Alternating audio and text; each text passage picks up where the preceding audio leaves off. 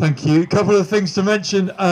You might have noticed some people wearing an orange ribbon. That is the UN's Orange the World, which is same kind of theme as white ribbon. And you'll notice that the hotel behind us is lit up orange tonight to, again, stand against violence towards women and girls, which is fantastic. If you want to take a selfie with that in the background and post it, that would be great.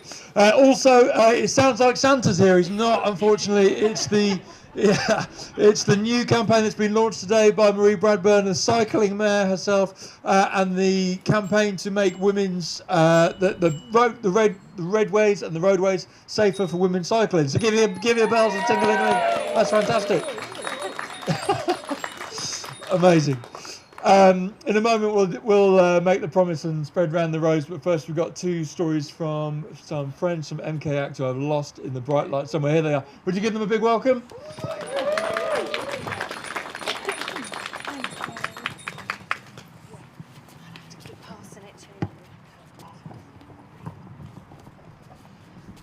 Good evening, everyone. My name is Sky, and I'm a Senior Independent Domestic Violence Advisor within the Crisis Intervention Service at MK Act.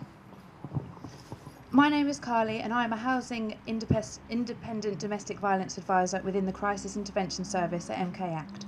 MK Act offers support to victims, survivors of domestic abuse, aiming to empower women and girls to help keep themselves safe.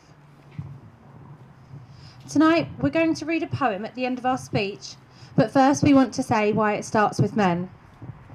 It starts with firefighters, journalists, students, truck drivers, prison guards, nurses, pensioners, counsellors, soldiers, civil servants, friends, lovers, brothers, fathers.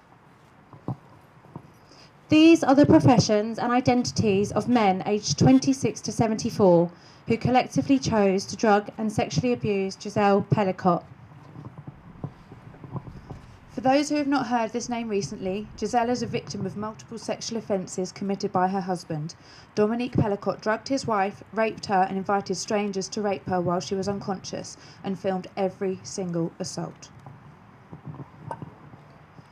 Giselle was unaware that any of these offences has taken place. Her husband was arrested in 2020 for a sexual violence not in relation to Giselle. Police seized his devices where they discovered all of the crimes that had been committed against his wife.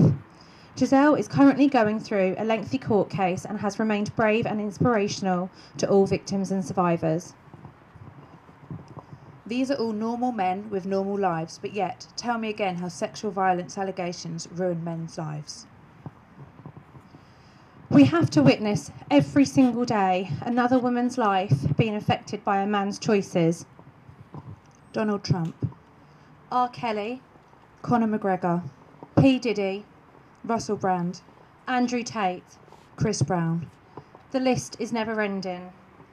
The moment that a woman falls pregnant, the gender norms are already decided by society. The moment she gives birth to a boy is the moment that he is born into male privilege and will never have to be scared walking home at night or carry a panic alarm every day. We cover our drinks and we ask for Annies in bars if there is a persistent man who won't leave us alone. We go to the toilet with our girls so there is safety in numbers. If the genders are equal, why is there no safety app on our phones for men? Why aren't men told to flag down a bus when they are in danger?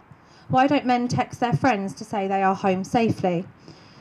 Why don't men clutch their keys in their hands if they have to walk alone? Why don't men have to run in groups? The reason why it starts with men is because still, in 2024, there is a pervasive belief that if a husband gives his consent to access his wife's body, then you're entitled to commit rape. As said by Giselle herself, when you are raped, there is shame. And it's not for us to have shame, it's for them. Teach her to be brave, as fierce as a lioness. Teach her she's an equal, so don't accept anything less. Teach her self-love, strengthen her worth. Teach her to make moves that shake the earth. Teach her to be compassionate, thoughtful and kind. Tell her other judgments are not how she is defined. Raise her to be a warrior, a Spartan, a gladiator. Provide her with the tools to be her own master and narrator. Teach her to be proud and not to be afraid to stand tall. Teach her to work hard and give her all. Teach her she's far more than her skin colour, appearance or gender. Teach her to speak with a voice that others remember. Teach her to embrace her quirks, to enjoy being unique. Tell her if she feels something, it's important to speak. Teach her to love herself even when her heart's in tatters. Teach her to break the bias because equality matters.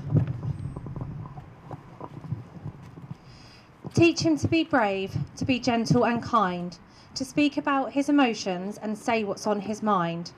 Teach him that feelings have no relation to being weak, that one of the bravest things that we can do is use our voice to speak.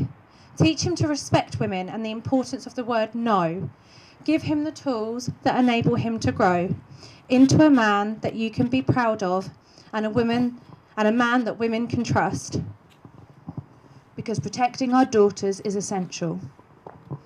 But raising our sons right is a must. Thank you for listening.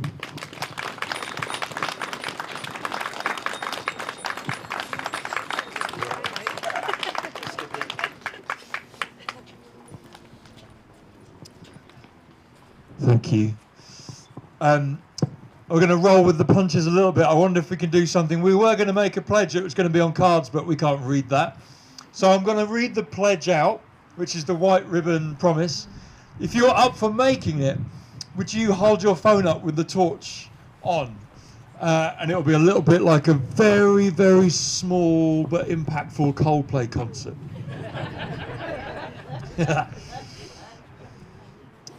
And then when I've read the pledge, keep your lights on. And we're going to have a moment of silence for you to use however you see fit, which is safe for you. You might want to remember a friend. You might want to remember a family member. You might want to hold in silence yourself and the learning that you need to do. You might want to just hold the issue. You might be a person of faith who wants to pray. Whatever it is that's safe for you and your community, we'll have a moment. The white ribbon is around the pillar behind me. Maybe that might be a focal point for you. And then I'll draw us to a close after that moment's silence. But here is the promise that some of us who are men here today want to make. And then we'll after the moment's silence, we'll pass the ribbon around the rows. So here's the pledge.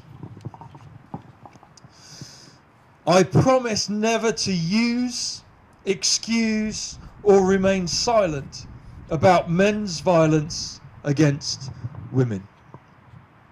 Now we have a moment of quiet.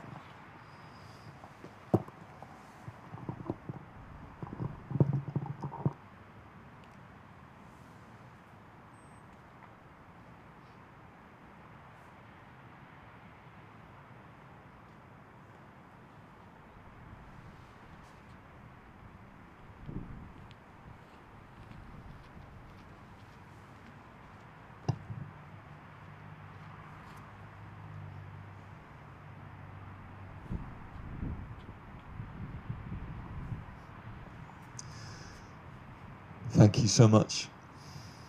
If you can, if you've got the battery capacity, keep your light on and spread yourselves around the outside of the rows, and there'll be a ribbon passed to you going all the way around the circle. We'll finish with this as we create a ribbon, a ring, a white rose going all the way around.